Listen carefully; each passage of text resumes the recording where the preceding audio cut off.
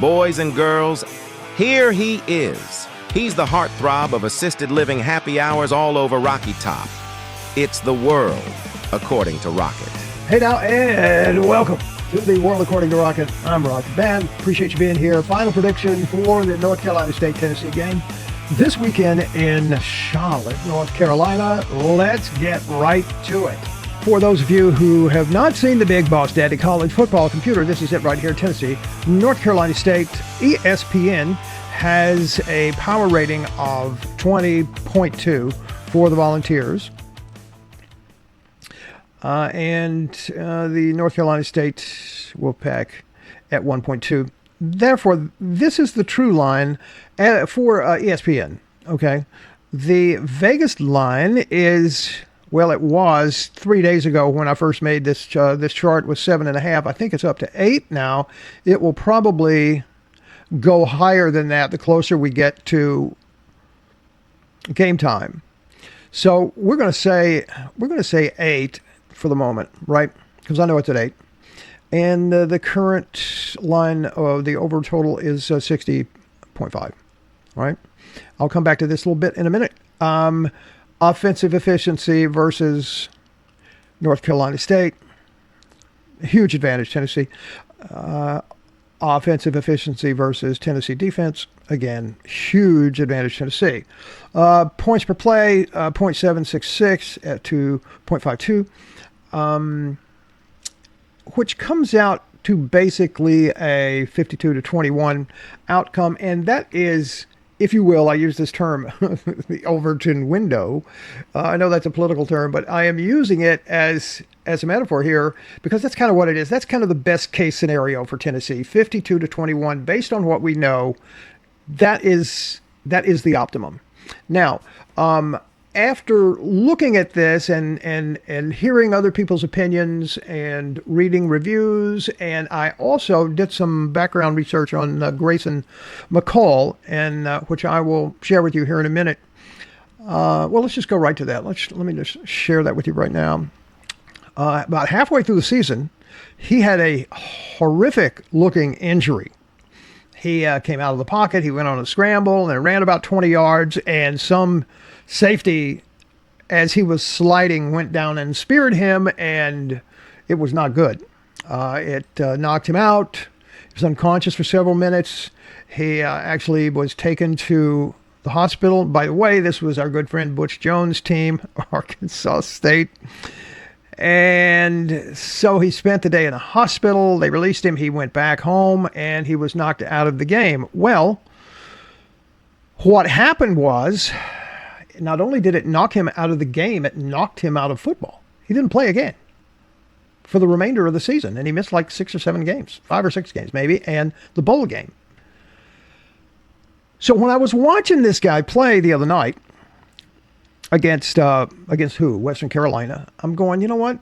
I'm just not seeing this quarterback. I mean, he's just not very impressive. And once I learned this, I see now why he wasn't impressive, because he's just not fully recovered yet. And I'm just bringing this up because maybe he doesn't recover fully in this game, and maybe he does, right? Maybe he comes back to the old quarterback that everybody was raving about, how good this guy was. But to me, he was just kind of a pedestrian quarterback. What did he do? He did in a whole game against Western Carolina what it took Nico half a game to do. Right? They produced about the same results. And the teams were very similar.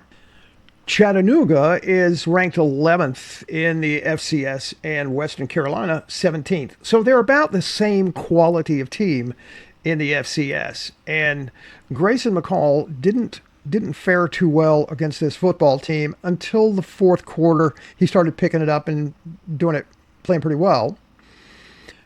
I'm curious, and obviously I'm just going to say empathetic with that sort of injury for sure, and it takes a lot of courage to come back. See, at the end of the season, he thought his college football career was over, right? Because they wouldn't let him play for the remainder of the season.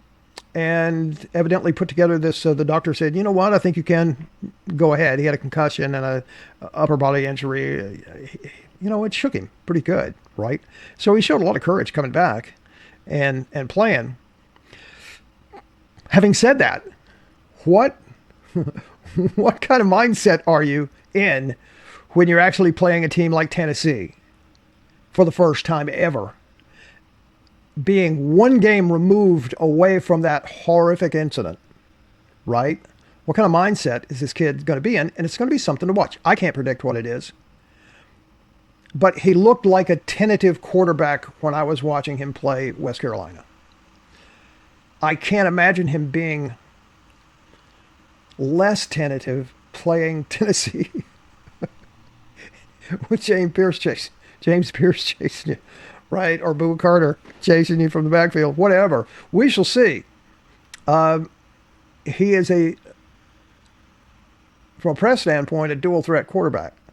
He did not look like a dual threat quarterback against Western Carolina. I do not believe he's going to look like a dual threat quarterback against Tennessee. I could be wrong. And so all things being reconsidered, based on my calculations and how they compare with the rest of the calculations out there that I respect, I am going to moderate my prediction from 52-21 to 42-21.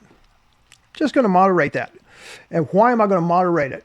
I've always believed it's going to be a 21-point game, 3 touchdown scores, but I'm going to moderate it